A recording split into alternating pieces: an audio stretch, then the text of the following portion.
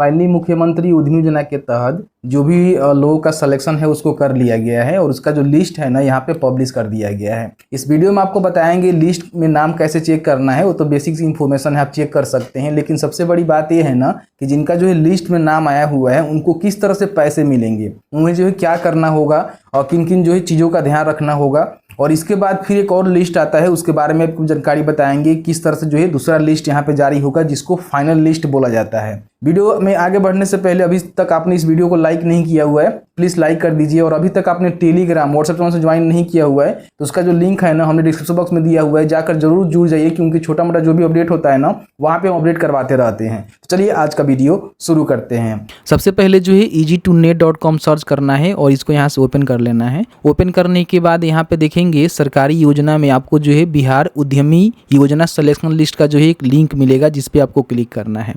Click करने के बाद आप चाहें तो सभी जानकारी को पढ़ सकते हैं और आपको जो है नीचे आना है। नीचे आने के बाद यहाँ पे देखेंगे जो भी सिलेक्शन किया गया है ना उन सभी का जो PDF है यहाँ पे आपको देखने को मिलेगा। सबसे पहले आपको मेक श्योर कर लेना है कि आपने जो फॉर्म है ना किस कैटेगरी से भरा था, यानी कौन सी योजना के तहत फॉर्म भरा था और किस कैटेगरी के लिए आपने, जैसे कि उसमें अलग अलग जो है ग्रुप बनाए गए थे, ग्रुप A, B, C, तो आप जरूर देख लेंगे कि आपने जो है कौन से कैटेगरी में फॉर्म को भरा हुआ है। ठीक है, जैसे कि आप सभी को पता ही है कि SC ST का कैटेगरी A में अगर आपने फॉर्म को फिलअप किया हुआ है तो उसका PDF यहाँ पे है जिसको आप डाउनलोड करके चेक कर सकते हैं। अगर आपने SC ST कैटेगरी B में फॉर्म को फिलअप किया हुआ है जो अलग अलग परियोजना है तो इसका PDF यहाँ पे आपको देखने को मिलेगा। अगर आपने SC ST कैटेगरी C में फॉर्म को भरा हुआ है तो यहाँ पे आपको PDF देखने को मिलेगा। इस तरह से जो EBC कैटेगरी A में फॉर्म फिलअप किए हुए हैं उनका यहाँ पे PDF देखने को मिलेगा। तो इस तरह से सबसे पहले आपको मेक श्योर कर लेना है कि आप जो है कौन से कैटेगरी के अंतर्गत कौन से कैटेगरी में जो है फॉर्म को भरे हुए हैं। ठीक है, क्योंकि इसको 3 कैटेगरी में बांटा गया था A, B, C परियोजनावार। ठीक है, तो सबसे पहले तो आपको ये मेक श्योर कर लेना है। उसके बाद क्या करना है कि उसका ही लिस्ट आपको डाउनलोड करना है। सभी को चेक करना कोई मैंडेटरी नहीं है। ठीक है, जैसे कि मान लीजिए हमने जो है महिला उद्यमी में जो है कैटेगरी A में फॉर्म को भरा हुआ है तो यहाँ पे देखेंगे महिला कैटेगरी A का हमें ऑप्शन यहाँ पे देखने को मिल रहा है। इसके सामने एक डाउनलोड करे का बटन है, इस पर हम क्लिक करेंगे। ठीक है, जैसे ही क्लिक करेंगे तो आपके सामने जो है एक PDF डाउनलोड हो जाएगा जिसमें देखेंगे तो सभी इंफॉर्मेशन आपको देखने को मिलेगा।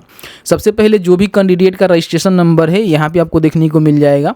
उनका जो भी डिस्ट्रिक्ट का नेम है, उनका first name, last name, father name, DOB, gender और कौन से प्रोजेक्ट के लिए उन्होंने फॉर्म को फिलअप किया हुआ है इसकी जानकारी यहाँ पे देखने को मिल जाएगा। ठीक है, यहाँ पे सबसे पहले ध्यान रखिएगा कि आपका जो है कैटेगरी A का PDF आपने डाउनलोड किया हुआ है। इस तरह से कैटेगरी B भी है और C भी है, अलग अलग परियोजना वार इसको बांटा गया है। तो आपने जिस भी कैटेगरी के तहत जो भी वर्ग से आप आते हैं अपना फॉर्म को फिलअप किए थे, जो भी स्कीम के तहत फॉर्म को फिलअप किए थे, उसका ही सिलेक्टेड जो कैंडिडेट है ना उनका लिस्ट यहाँ पे जारी किया गया है। अब ये फाइनल सिलेक्शन लिस्ट आपका नहीं है, ये जो है प्रोविजनल है। प्रोविजनल का मतलब क्या है कि इसके बाद जो है इसमें जो भी लोगों का सिलेक्शन हुआ है उन सभी का जो है डॉक्यूमेंट का सत्यापन किया जाएगा। उसका मतलब होता है स्क्रूटनी की जाएगी, यानी कि डॉक्यूमेंट देखा जाएगा कि आपने जो डॉक्यूमेंट दिया हुआ है या फिर आपने जिस भी कैटेगरी से फॉर्म को फिलअप किया हुआ है वो कैटेगरी सही है कि नहीं। कई सारे लोग जो है BC से आते हैं और क्या किए हैं कि EBC में फॉर्म को भर दिए हैं तो उनका कहीं ना कहीं फॉर्म रिजेक्ट होगा। ठीक है, इन बातों को ध्यान रखिएगा। अब यहाँ पे देखेंगे तो सबसे पहले तो आपको इस PDF में अपना नाम खोजना है। तो नाम खोजने के लिए यहाँ पे देखेंगे तो आपको जो सर्च का बटन मिल जाता है, नहीं मिलता है तो कंप्यूटर का जो कीबोर्ड होता है उससे Ctrl F आपको प्रेस करना है। ठीक है, जैसे ही Ctrl F प्रेस करेंगे तो आप यहाँ पे देखेंगे तो आपके सामने जो एक बॉक्स खुल जाएगा। ठीक है, अब यहाँ पे क्या करना है कि अपना जो भी नेम है, जैसे कि मान लीजिए मुझे प्रियंका कुमारी का नेम खोजना है, एग्जाम्पल के तौर पर आपको बता रहे हैं, तो यहाँ पे हम उनका नेम लिखेंगे। ठीक है, और इसको सर्च करेंगे। देखेंगे प्रियंका जो है 24 लोगों का जो है नाम यहाँ पे मैच कर रहा है। अब इसमें उनके फादर, डेट ऑफ बर्थ, उनका जो भी जिला है उससे वेरीफाई करेंगे। हो सकता है कि कई सारे जो है प्रियंका नाम से लड़की हो सकती है। ठीक है, तो उनके father name, date of birth और उनका जो भी जिला है उससे जरूर वेरीफाई कर लीजिएगा। दूसरा तरीका ये है कि आप अपने जिले का जो नेम है ना यहाँ पे टाइप कर सकते हैं सीधे कि आप किस जिले से आते हैं, तो उससे भी आपका पता लग जाएगा। देखिए यहाँ पे गोपालगंज का जो जिला है यहाँ पे लिस्टेड कर दिया गया है। देखिए यहाँ पे से सीधे जो है गोपालगंज ही आपको देखने को मिलेगा। गोपालगंज में देखेंगे तो लगभग जो है महिला उद्यमी में 28 जो लड़कियां हैं ना, महिलाएं हैं ना, उनका सिलेक्शन यहाँ पे हुआ है। तो इस तरह से लिस्ट में नाम आपको चेक कर लेना है। बड़ी आसान आसान है, आप यहाँ पे चेक कर लीजिएगा। ठीक है, इस तरह से जो भी कैटेगरी के लिए आपने फॉर्म को फिलअप किया था, जो भी स्कीम के अंतर्गत, स्कीम का मतलब होता है कि आपने जो SC/ST से फॉर्म भरा था, या फिर EBC से फॉर्म भरा था, या फिर महिला से फॉर्म भरा था, या फिर युवा से फॉर्म भरा था, या फिर जो माइनॉरिटी वाला है वो भी अपने फॉर्म को फिलअप किया था, तो यहाँ पे माइनॉरिटी का भी आपको देखने को मिल जाएगा। ठीक है, देखिए यहाँ पे माइनॉरिटी का आपको देखने को मिल रहा है। MI का मतलब होता है जो भी अल्पसंख्यक से फॉर्म भरे हुए हैं, category A, category B, category C। आपका category A, B, C project वार होता है, जैसे कि आप सभी जानते हैं कि इसका जो लिस्ट आया था जिसमें बताया गया था कि कैटेगरी A में जो है 23 परियोजना है, कैटेगरी B में भी 23 परियोजना था। ठीक है, तो उस तरह से आपने फॉर्म को फिलअप किया हुआ है, तो उसका जो PDF है यहाँ से डाउनलोड करके चेक कर लीजिएगा। ठीक है, चेक करना मैंने बता दिया हुआ है। अब यहाँ पे हम बात कर लेते हैं कि मान लीजिए आपका लिस्ट में नाम आ गया है, तो अब आपको क्या करना है, किस तरह से आपको पैसे मिलेंगे, किन किन बातों का ध्यान रखना है, अकाउंट कैसे देना है, उसकी रिगार्डिंग हम बात करेंगे। और उसके बाद बात करेंगे कि अगर आपका लिस्ट में नाम नहीं आया हुआ है तो फिर आपको दोबारा मौका मिलेगा सिलेक्शन होने का, उसकी रिगार्डिंग भी हम इस वीडियो में कवर करने वाले हैं। तो प्लीज़ वीडियो शुरू से अंत तक लेकर जरूर देखिएगा। ठीक है, सबसे पहले मेरे पास एक ऑफिशियल नोटिस है जो कि उद्योग विभाग के द्वारा ही जारी किया गया है। इसमें बताया गया है कि जिनका भी प्रोविजनल लिस्ट में नाम आया हुआ है, यानी कि जो भी प्रोविजनल लिस्ट में चयनित आवेदन है, उनका जो है मुख्यालय स्तर पर स्क्रूटनी की जाएगी। स्क्रूटनी का मतलब होता है कि जो भी आपने जानकारी दिया हुआ है फॉर्म भरते समय, क्योंकि जानकारी आपका चेक नहीं किया गया है, केवल जो है लॉटरी के माध्यम से आपका सिलेक्शन कर दिया गया है, लेकिन आपका जो है डॉक्यूमेंट का सत्यापन नहीं किया गया। इसलिए नहीं किया गया है कि 5,41,000 के समथिंग जो है आवेदन गए हैं, सभी का डॉक्यूमेंट सत्यापन कर पाना पॉसिबल ही नहीं है। ठीक है, नहीं हो पाएगा। ठीक है, तो इसलिए सबसे पहले सिलेक्शन किया जाता है, लगभग जो है 9200 कुछ लोगों का सिलेक्शन हुआ है, 92 से 43 लोगों का सिलेक्शन हुआ है। तो इन सभी का जो है डॉक्यूमेंट सत्यापन किया जाएगा मुख्यालय स्तर पे, यानी कि उद्योग विभाग के मुख्यालय स्तर पे इन लोगों का जो है डॉक्यूमेंट का स्क्रूटनी की जाएगी। और उसके बाद जो भी योग्य पाए जाएंगे ना, उनका अंतिम रूप से जो है सिलेक्शन लिस्ट यहाँ पे जारी होगा।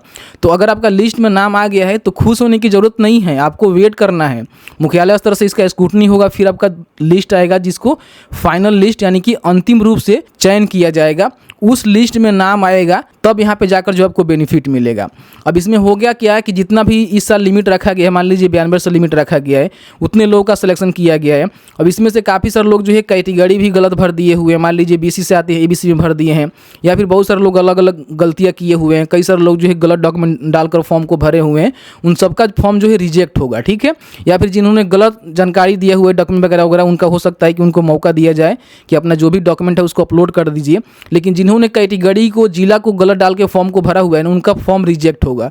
और फॉर्म रिजेक्ट होता क्या होगा कि जो भी बाकी जिनका सिलेक्शन नहीं हुआ है, जैसे कि मान लीजिए 5,41,000 लोगों ने फॉर्म को भरा हुआ है, इसमें से 92 लोगों का सिलेक्शन हुआ। ठीक है, और इसमें से मान लीजिए 400 लोगों का क्या हुआ है कि यहाँ पे डॉक्यूमेंट गलत पाए गए, कैटेगरी गलत पाए गए, या फिर कुछ उन्होंने जिले का गलत डालकर जो है फॉर्म को भरा हुआ है, तो उन सभी का जो है फिर से सिलेक्शन किया जाएगा। और ये सिलेक्शन किस में से होगा, इसमें से जो लोग बचेंगे ना, जो 5,41,000 में से 92 लोगों का सिलेक्शन हुआ है और लोग बचे हुए हैं, उसमें से फिर दोबारा सिलेक्शन होगा। तो अगर आपका लिस्ट में नाम नहीं आया हुआ है तो फिर आपको दोबारा मौका मिलेगा। इन बात को मैं गारंटी के साथ बोल रहा हूँ। ठीक है, यहाँ तक कंफर्म हो गए। अब क्या होगा कि जैसे कि मान लीजिए आपका फाइनल लिस्ट में नाम आ जाता है, तो समझिए आपको बेनिफिट मिलेगा। बेनिफिट उसी जिले के अंतर्गत जो है आपको जो प्रोजेक्ट है वो लगाने हैं जिस जिले के लिए आपने फॉर्म को भरा हुआ है।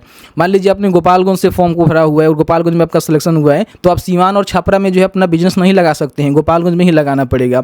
अगर ऐसे आप करेंगे तो आपका जो आवेदन है ना उसको रद्द कर दिया जाएगा। ठीक है, इसमें जो आपको 10 लाख रुपया मिलता है, जो कि 3 किस्तों में मिलेगा, उसकी रिगार्डिंग हम जानकारी देंगे। बाकी इसमें 50% तक जो भी मतलब आपका लोन सेक्शन होगा, हो सकता है कि 8 लाख हो, 9 लाख हो, उसमें से 50% जितना भी आपका बनता है उतना सब्सिडी आपको मिलेगा। यानी कि अधिकतम 10 लाख लोन मिलता है, अधिकतम जो है 5 लाख सब्सिडी आपको मिलता है। बाकी जो 5 लाख रुपए होते हैं उसमें एक युवा उद्यमी को छोड़कर बाकी किसी को भी कोई रेट ऑफ इंटरेस्ट नहीं देना होता है। अगर कोई युवा उद्यमी से, जैसे कि जनरल है, कोई BC है, फॉर्म को फिलअप किया हुआ है, तो उनको जो है 1 रुपया जो सालाना ब्याज है वो देना होगा। ठीक है, बाकी किसी को कोई भी ब्याज नहीं देने होते हैं। आपको जो कहते हैं जो पैसा होता है सब्सिडी के बाद जो पैसा बचता है वो आपको वापस करना होता है। ठीक है, अब जो फाइनल लिस्ट में जिनका सिलेक्शन हो जाएगा उन सभी का क्या होगा कि देखेंगे तो यहाँ पे 6 दिन का जो है दिवसीय प्रशिक्षण कराया जाएगा उनके प्रोजेक्ट के अनुसार। ठीक है, तो उसमें आपको भाग लेना है। अगर भाग नहीं लेंगे तो फिर आपको दूसरा मौका मिलेगा। उसमें अगर भाग नहीं लेते हैं तो आपका जो आवेदन है ना उसको निरस्त कर दिया जाएगा, रिजेक्ट कर दिया जाएगा। तो 6 100 दिन का जो ट्रेनिंग है उसमें आपको हर हालत में भाग लेना है। अगर मान लीजिए पहली बार चूक जाते हैं तो दूसरी बार भी आपको मौका मिलेगा, उसमें ज़रूर आपको भाग ले लेना है। नहीं लेंगे तो फिर आपका जो भी अभ्यर्थियाँ है उसको रद्द कर दी जाएगी। इन बातों को ध्यान रखेंगे। अब ट्रेनिंग ले लेते हैं। तो प्रथम चरण के आवेदक के इकाई के नाम से चालू खाता आपको खुलवाना होगा। ध्यान रखिएगा, जैसे ही आप ट्रेनिंग कंप्लीट कर लेते हैं तो आपको जो प्रथम किस्त मिलेगा उससे पहले आपको जो है करेंट अकाउंट अपने जो भी फॉर्म है ना उसके नाम से खुलवाना होगा। ठीक है, अब जाएंगे करेंट अकाउंट खुलवाने तो उसमें जो है 2 डॉक्यूमेंट आपका लगेगा। सबसे पहले रेंट का एग्रीमेंट आपको जीएसटी के लिए देना होगा। जैसे कि जीएसटी आप बनवाएंगे, जीएसटी आपका लगेगा खाता खुलवाते समय। जैसे कि आप करेंट अकाउंट खुलवाने जाएंगे फॉर्म के नाम से तो जीएसटी सबसे पहले मांगा जाएगा और आपका जो है उद्यम का रजिस्ट्रेशन भी मांगा जाएगा। तो ये दोनों डॉक्यूमेंट आपको देना होगा। तो आपको जीएसटी और उद्यम का रजिस्ट्रेशन करवा लेना है। ठीक है, उसके बाद जीएसटी आप बनवाएंगे तो इसमें कहीं ना कहीं जहाँ भी अपने लीज पर लेकर आप बिजनेस करेंगे एग्रीमेंट पे, या फिर मान लीजिए अगर आप खुद के ज़मीन में अपने दादा परदादा के ज़मीन में करना चाहते हैं तो उनसे जो है एनओसी आपको लेना होगा, जो कि कोर्ट से एनओसी आपको लेना होगा। फर्स्ट क्लास जो मजिस्ट्रेट होते हैं ना उनके माध्यम से। ठीक है, वो पेपर लगाकर आपको जो है जीएसटी बनवाना होगा। फिर उद्यम का रजिस्ट्रेशन अपने आधार कार्ड से करना होगा जिनके नाम से लोन सेक्शन हुआ है। और उसके बाद जो है करेंट अकाउंट आपका किसी ना किसी बैंक में खुलेगा। ठीक है, 10,000 5,000 रुपये देकर आपको करेंट अकाउंट खुलवाने पड़ेंगे। और उसके बाद आपको जो है विभाग के पोर्टल पर इसको अपडेट करना होगा। उसके बाद ही आरटीजीएस एनईएफटी के माध्यम से आपका जो पैसा है ना आपके खाते में ट्रांसफर किए जाएंगे। अब इन्होंने बताया हुआ है कि प्रथम जो किस्त आपको मिलेगा वो परियोजना स्थल की तैयारी करने हेतु 1.5 लाख रुपए तक ही मिलेगा, जिसमें आप बिजली कनेक्शन करवा सकते हैं, सेफ्टी किट क्रय कर सकते हैं। 25,000 रुपया एवं अन्य मद से 25,000 रुपया जो है व्यय किया जाएगा। ये बात यहाँ पे बोला गया है। तो इस तरह से आपको बेनिफिट यहाँ पे मिलने वाले हैं। ठीक है, बाकी बताया गया है कि लाभुक द्वारा परियोजना स्थल किराए पर लेने की स्थिति में 6 माह का मासिक किराया अथवा अधिकतम 50,000 रुपये जो न्यूनतम हो अग्रिम के रूप में व्यय किया जा सकेगा, इन्होंने बताया हुआ है। ठीक है, बाकी देखिए यहाँ बताया गया है कि जैसे कि मान लीजिए आपके माता पिता दादा के नाम से जो भी ज़मीन है जिस पे आप परियोजना अपना लगाना चाहते हैं तो देख सकते हैं कि बताया गया है कि 6 माह का मासिक किराया अथवा 50,000 रुपये की भुगतान मान्य नहीं होगा, इन्होंने बताया हुआ है। ठीक है, लाभुक को प्रथम किस्त का उपयोगिता प्रमाण पत्र यानी कि जो आपको प्रथम किस्त 1.5 लाख रुपये तक मिलेगा उसको आपने कहाँ खर्चा किया हुआ है, उसकी जीएसटी बिल, ऐसा नहीं है कि आप ऐसे लिख कर बता देंगे कि हो जाएगा। उसका जीएसटी के साथ जो रिसिप्ट होता है, बिल होता है, वो 90 दिन के अंदर जो है पोर्टल पे आपको अपलोड करना होगा। ध्यान रखिएगा कि हमने जो है यहाँ पे इसको इस्तेमाल किया हुआ है। जैसे कि मान लीजिए आपने कोई शेड बनवाया हुआ है, कोई उपकरण लिया हुआ है, या फिर आपने बिजली का कनेक्शन करवाया हुआ है, जो भी चीज़ें हैं, ठीक है, उसकी जानकारी आपको रिसिप्ट में देना होगा। यानी कि उपयोगिता प्रमाण पत्र आपको पोर्टल पे 90 दिन के अंदर अपलोड करना होगा।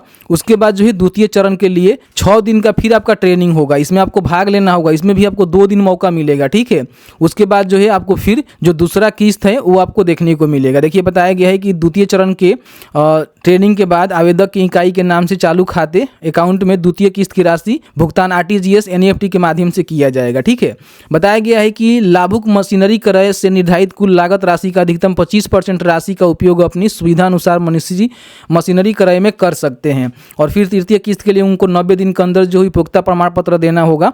उसके बाद उनको तीसरा किस्त यहाँ पे देखने को मिलेगा। ठीक है, तो इस तरह से पूरी जानकारी यहाँ पे दी गई है, जिसको आप जरूर देख लीजिएगा। अब यहाँ पे हम बात कर लेते हैं कि आपको जो है पैसे कैसे वापस करने होंगे। देखिए बताया गया है कि जो भी आप मशीन खरीदेंगे ना उसका जीएसटी विक्रय ही मान्य होगा, यानी कि जीएसटी बिल ही आपको देना होगा। इन बातों को ध्यान रखिएगा। कहीं से भी किसी प्रकार की मशीन कुछ भी खरीदिएगा तो उसका जो जीएसटी बिल होता है वो जरूर ले लीजिएगा, क्योंकि उपयोगिता प्रमाण पत्र में आपको अपलोड करना पड़ेगा। ठीक है, अब यहाँ पे जो लोन का रिकवरी है वो कैसे होगा, तो इन्होंने बताया हुआ है कि तृतीय किस्त प्राप्त लाभुक से एक मुक्त राशि की वसूली अथवा ऋण राशि का भुगतान रीपेमेंट निम्न प्रक्रिया से की जाएगी। इन्होंने बताया हुआ है कि जो भी आपका 50% सब्सिडी के बाद जो पैसे बच रहे हैं ना, तो उसको जो है ऑनलाइन पेमेंट गेटवे के माध्यम से आप उद्यमी पोर्टल पे अपना जो पैसा है उसको जमा करेंगे। ठीक है, इन्होंने बताया हुआ है जो कि 84 किस्तों में आपको जमा करने होते हैं। एक किस्त बांध दिया जाता है कि आपको जो है हर माह इतना पैसा जमा करना है, वो आपको जमा करना पड़ता है। तो मैंने जो है पूरी जानकारी इस वीडियो में बताया हुआ है। जो भी आपका लिस्ट आया हुआ है फाइनल लिस्ट नहीं है, इसमें से काफ़ी सारे लोगों का जो है नाम कटने वाला है, क्योंकि काफ़ी सारे लोग जो है गलत अपना जो है कैटेगरी दे के गलत जो है जिला का सिलेक्शन करके फॉर्म को फिलअप किए हुए हैं उन सभी का जो है डॉक्यूमेंट को आवेदन को रिजेक्ट कर दिया जाएगा और फिर जो बचे हुए हैं उसमें से दोबारा जो है कंप्यूटर रेंडमाइजेशन के तहत सिलेक्शन किया जाएगा। तो इस तरह से मैंने जो है पूरी जानकारी बताया हुआ है। फिर भी आपके मन में किसी प्रकार की कोई भी सवाल होगा इस वीडियो से रिलेटेड आप हमें पूछ सकते हैं, क्योंकि ये वाला चीज़ को हम अच्छी तरह से एनालाइज कर रहे हैं, बहुत दिनों से फॉलो कर रहे हैं। हमारे साथ कई सारे लोग ऐसे जुड़े हुए हैं जो कि इससे रिलेवेंट मतलब जैसे उद्योग विभाग से जुड़े हुए हैं, तो उनको सब आइडिया होता है। तो जैसे कि आपने देखा कि मैंने आपको पूरी जानकारी आपके साथ साझा कर दिया, किस तरह से आपका सिलेक्शन होता है, किस तरह से लिस्ट में नाम आने के बाद आपका जो सत्यापन है वो किया जाता है, यानी कि आपका स्क्रूटनी की जाती है कि आपने जो भी फॉर्म फिलअप किया हुआ है उसमें जो भी आपने डॉक्यूमेंट या फिर जानकारी दिया हुआ है वो कहाँ तक सही है। सही होने के बाद जो है फाइनल लिस्ट में आपका नाम आता है और लिस्ट में नाम आने के बाद आपको जो है ट्रेनिंग लेनी होती है और ट्रेनिंग लेने के बाद जो भी करेंट अकाउंट वगैरह वगैरह है वो आपको पोर्टल पे अपडेट करना होता है। उसके बाद ही आपको प्रथम इंस्टॉलमेंट यहाँ पे देखने को मिलता है। मैंने सभी जानकारी को बहुत ही आसान भाषा में समझाने की कोशिश किया हुआ है। फिर भी आपके मन में किसी प्रकार का कोई भी सवाल होगा इस वीडियो से रिलेटेड आप हमें कमेंट्स में कमेंट करके पूछ सकते हैं। चलिए मिलते हैं एक नए वीडियो में एक नए टॉपिक के साथ। तब तक के लिए वीडियो देखने के लिए आपका बहुत बहुत धन्यवाद।